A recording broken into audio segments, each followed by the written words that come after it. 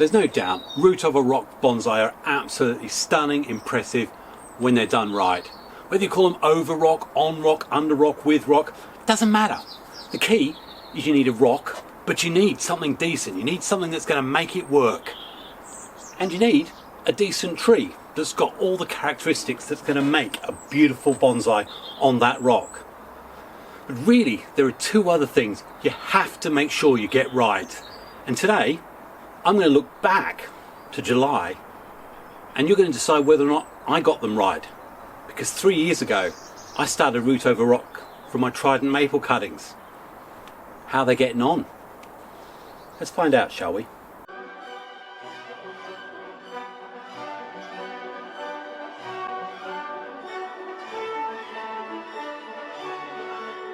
Hi, it's Xavier. Welcome to my bonsai retreat. And yes, I know it's absolutely throwing it out down there. For some of you it's snowing, for most of you it's dark and miserable. But in this second winter special, we're still in the middle of July. It's 27 degrees, and I thought I'd crack on and show you the other three Root-on-Rock Trident Maples that you saw, what, five months ago? Now I certainly know there's a lot of weeding to be done on these. I've got again another busted pot on this one. This is definitely one from 2021. Lots of good growth. That's what I like about these. They're probably all year 3. So yeah, 2021 to 2024. And I just want to check and see whether the foil's made the difference. So I'll get these all weeded up and then we'll work them through in turn, shall we? Okay, well that was a bit of a palaver. A lot of these pots have broken up. You can see lots of shape that I originally wired into these anyway. Looking very, very healthy. Before I go any further, I already know that I can probably get away with, well, we'll just remove it there for now. That'll make a great cutting. So I'm going to need to replace the pots. So I have got some potting mix, a bit like I did last time. Let's go back to that video there to see exactly what I did do. I'm going to fill it up to about a centimetre or so, but in this case, I'm going to use one of my pond baskets. Pretty well all I've got left. What we need to do though is the pot is completely bust.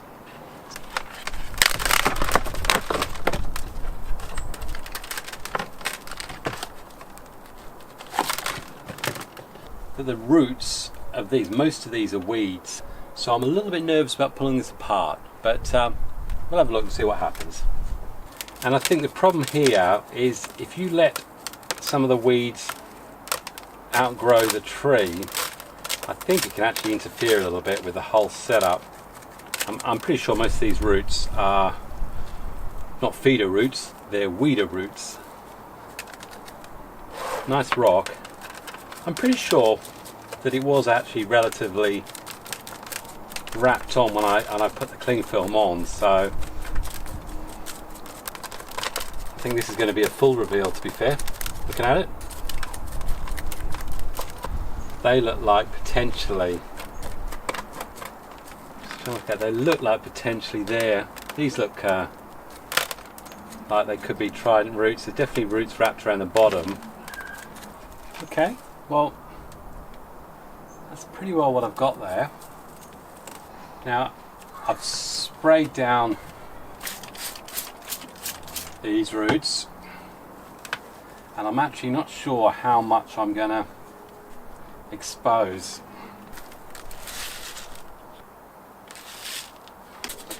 And again, this is definitely another reason why you do need to pretty well every year check on how the Root-on-Rocks are going. Because if it's not quite going as you want, then what you'll end up doing is leaving for 2 or 3 years, and you'll have all the roots coming up the side, and no firm base for it to actually nestle in, so to speak. So that's all I'm doing with these roots, just the roots that were there, nestle them into the new soil. Now ultimately, we still need to find out whether or not it's gripping, so I need to get this cling film off. I'm presuming this is going wrapped around the rock there.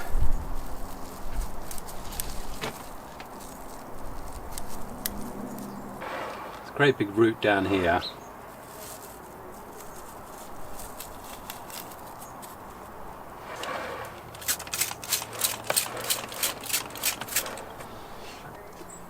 Now these roots here, I do still need to tease down because most of them could well be weeds.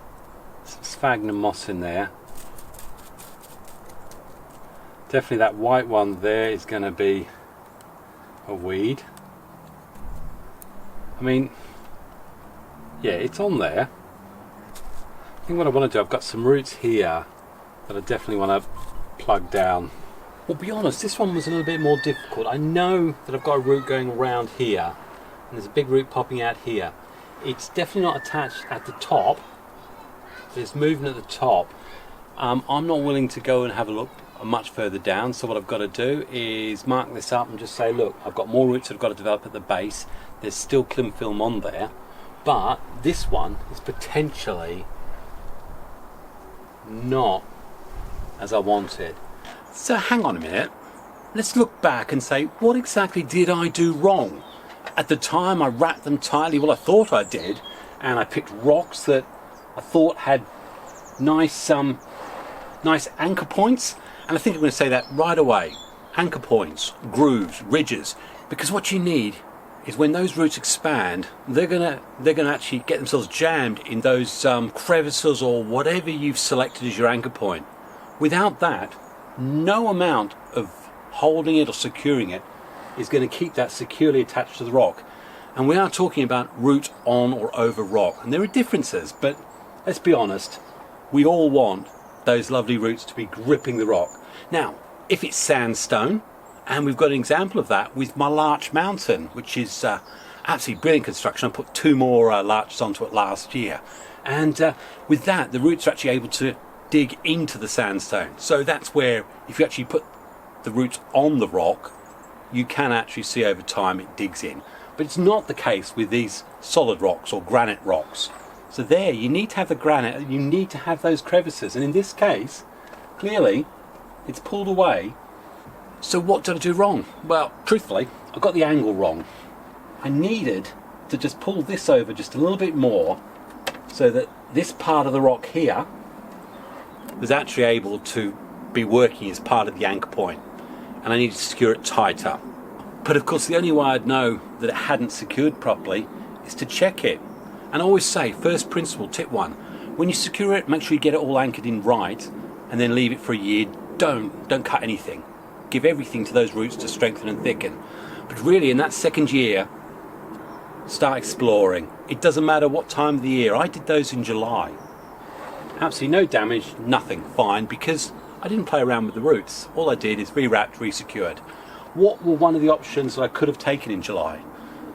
There is nothing stopping you saying, do you know what, I've got it wrong.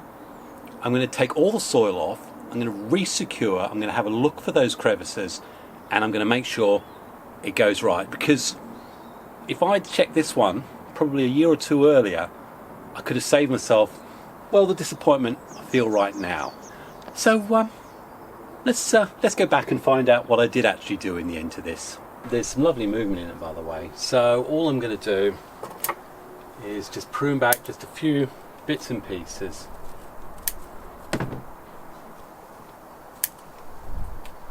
And then snag the moss around it.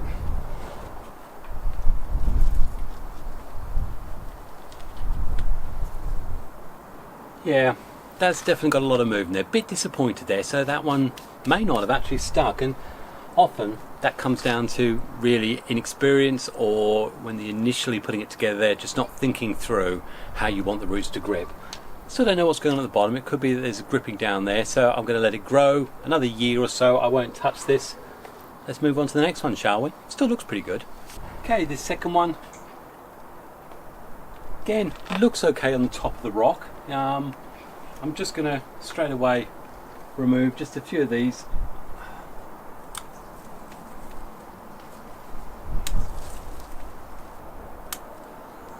Okay, right, let's get this out and have a look and see what it looks like.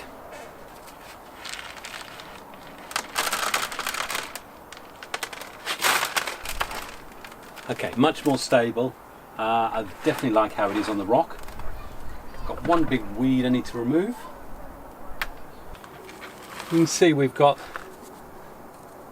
definitely got something nicely going down there around this big outcrop, and then on this side looks like it again, it's gripping it nicely. Yep, that's on there. Okay, so weed it out a little bit. There are some, just gonna get these white roots out because they're all weeds. May even put that into a plastic training pot actually. That looks fairly decent, that. And we've got under here quite a lot of new root growth.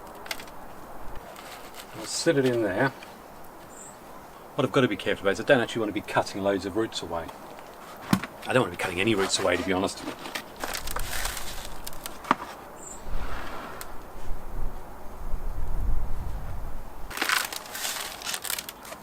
Again, I just stress again, I mean with this one I'm actually putting it in the pot, it's already because we've got such a lovely exposed tree on the rock already.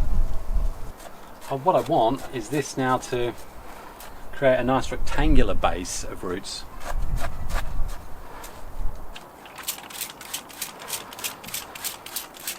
What we have got is some very fine roots here from the Trident itself coming across, so I might put some sphagnum just under here,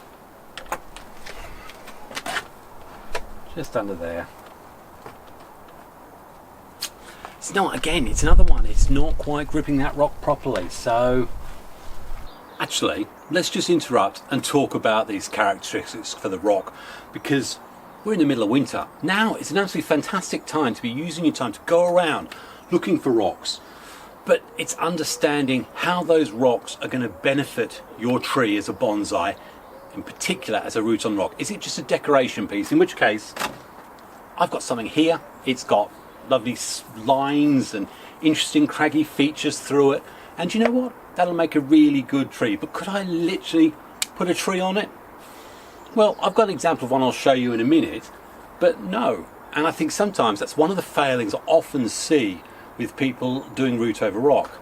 Ultimately, it's your bonsai, your art form, it's up to you how you do it. But for something to grip, it needs to have the right conditions. It either needs to have ridges and grooves, it needs to have the sandstone so that the roots can get in, or there needs to be some method that when it grows, it actually looks like it's grown with the rock, rather than someone's just plonked a tree on top of it, mainly because there's probably a problem with the roots. So this looks lovely, but probably is absolutely no good for your root over rock. Something like this, you think, wow, I've got this lovely cleft. Maybe that would make a great root over rock. And do you know what? I bought this back from Stronzo last year, and that's exactly what I thought. I could actually place a tree in there, and I may well still try to do it. But if you look at it, you go, would a tree have naturally grown like that? And yeah, I could bury it quite deep, have the roots coming down, but again, it's looking about authenticity. We want it to look real. Not to say you can't go arty, but there's enough decent rocks out there, like, actually, I've got one I'll show you, like this one. This has got so many little crevices and places where roots can be fed, and again, young roots, let them grow and they expand into those fissures and grip it tightly. We've got a lovely place here where we could be sitting a tree on, and potentially you think that could be really, really good. So interesting and potential, but still not the best. Whereas here we've got much more deeper defined valleys and ridges, and some of these are salt build-ups, which I'm going to be chiseling out, but that's definitely going to allow me to get some root growth in there, so that when the roots expand, they're actually going to expand into it and lock the tree in place. And that's what we're looking for. We want the tree to be locked in place. So take your time when you look for rocks. By all means, bring loads back, but ultimately you've got to find something that, one, is going to look natural when you sit the tree on it, and two, that when the tree grows and the roots expand, it's actually going to be locked in place. And if I say anything, that's the reason why those first two roots over rocks have not done what I wanted them to do. Do I need to be limited by size? Interesting question. Is big better? Well, actually, I've got that, and I'm thinking this year, in 2025 spring, of creating just a couple of little marmee root over rock. It's still got what it needs in there, And if you look in closer, there's some lovely ridges where I can get those little roots to grow. And I'll probably use either my Trident Maple or my Chinese elm cuttings from 2022. They'll probably be the ones I'll use. Yeah, we need lots of root growth to go on in there, so probably won't do very much pruning with it for a good year. Everything needs to be about root expansion. And that really leads me to an interesting decision with this third one. I wrapped the foil around it last year. Do I risk pulling it out again and facing the same problem? Yeah, come on, let's go and have a look. Let's go and have a look.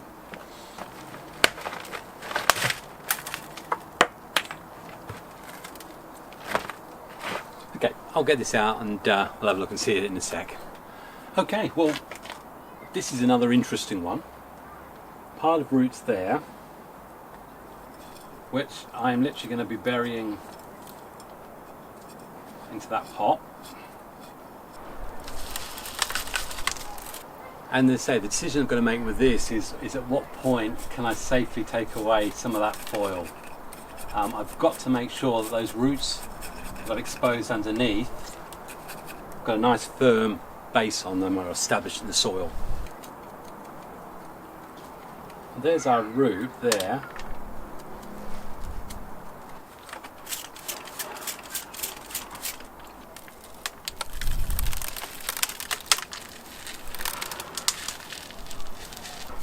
Now yeah, we've definitely got these surface roots here. They're not going to be viable anymore. But as I said with the other two, the key is what's going on down here. This one definitely looks a lot more secure on that rock, and again I know that the placement is over a V or a valley. I know it is.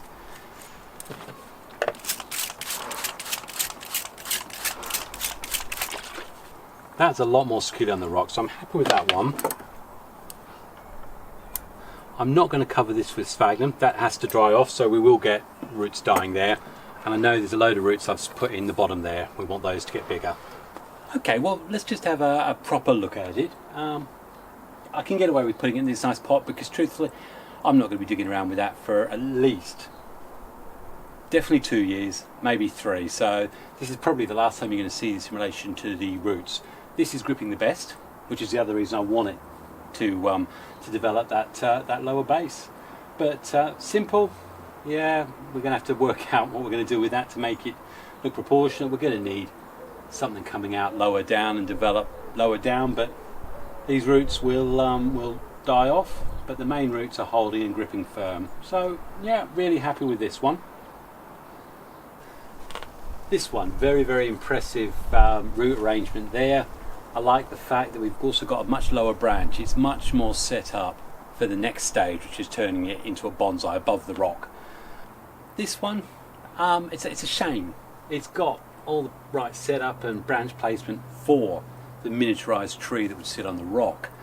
Unfortunately, just here, it was a little higher up on the rock, and if you can see, gap, and there's definite movement there. Now what I don't know is underneath there's definitely a root going around, and I don't know if it's going further around the rock, so I may actually have grip a lot lower down. But again, the only thing I can do now is to let this one good 2-3 years and just develop.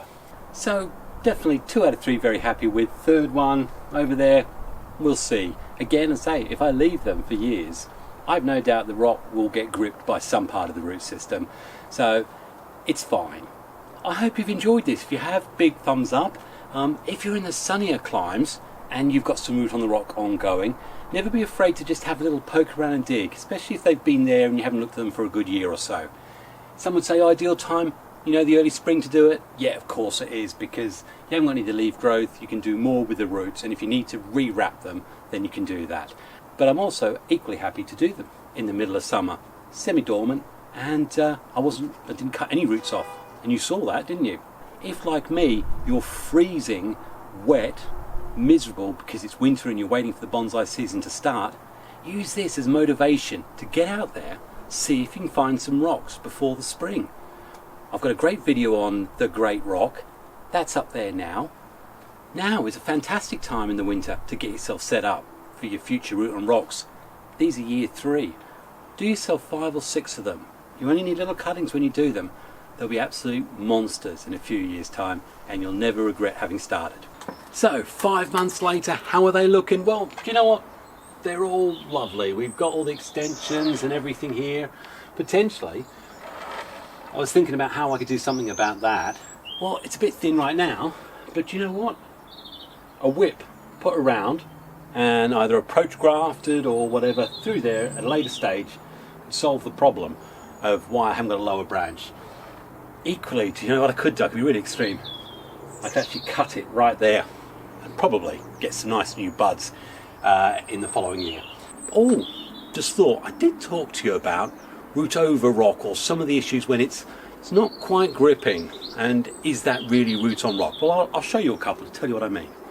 Now I know, I've kept going on and saying, you know, you've got to find the right rock. The roots have got to be expanding into fissures so that it's actually holding it to the rock.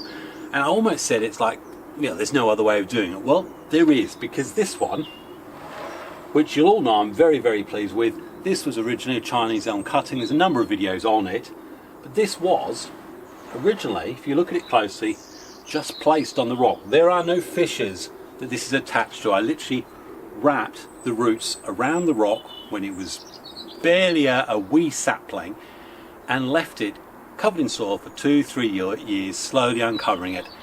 And as the roots expanded, they naturally gripped sides of the rock. So yes, you can do it. So no, if you haven't got one with fissures, that doesn't mean you can't do root over rock. I think this proves that. In fact, I'll show you a couple of others that I'm developing along the same lines. We've got this oak, and really it is sat. It was just sat on this, but you know, the roots on these have expanded quickly. I haven't had a look under there, but I can already tell that although it started off with just 2 roots going across the face of the rock, and this little root here, that's continued to grow. I didn't think it would. If I continue to let growth go and this to grow thicker and thicker, that will slowly grip in on that rock. Lovely, lovely colours. I think it's wonderful. So, you know, the thing I'd say about anything where you've placed it on the rock is really the longer you leave it in place, the better, without touching, because you really want the roots to just expand and form their own natural grip points. In fact, let's have a look at 2 more that I'm doing, because they're really quite interesting. Yeah, I think you might have seen me work on this. This is an Italian alder. Now I like Italian alder because, a bit like Chinese elm, they put out loads and loads and loads of roots, and you've got it here. Again, this is just put on quite a nice, interesting piece of slate style rock, but because you're getting so much root production, it's just literally covering it in it. So it didn't look brilliant when I started a year or 2 ago, but now this, especially as over the years, I'll slowly lift this higher and higher in the pot, so you'll see more of the rocks, a bit like with that Chinese elm. This is going to be fantastic. So, you know, yeah, if you haven't got the fissures, don't get upset. Just find that you do find something that's got grip on it, something that those roots can grip. But love that. Can you believe it? It's Wednesday morning and we've got driveway cleaning going on now. It's been dead quiet for days. And the minute I start videoing, let's get that high pressure hose on. Now the other thing you can do, which is pretty interesting, is you can do rock between roots. And there's nothing wrong with getting a bit of rock and just jamming it through a root and then leaving it for a couple of years. I've got this hornbeam and it's actually wedged lower down as well. It's going to be interesting when I actually reveal this. Probably not until 2026, so you're definitely going to have your notifications on. Otherwise you'll never know I've done it. But I jammed this in several years ago and it was very, very loose and floppy. But with a bit of work, it's really expanded and it's now gripping this rock area. So that is actually going to be extremely interesting. And that is something, you know, when you do those wild yomps through the forest, which I'm doing all the time. Yeah, right.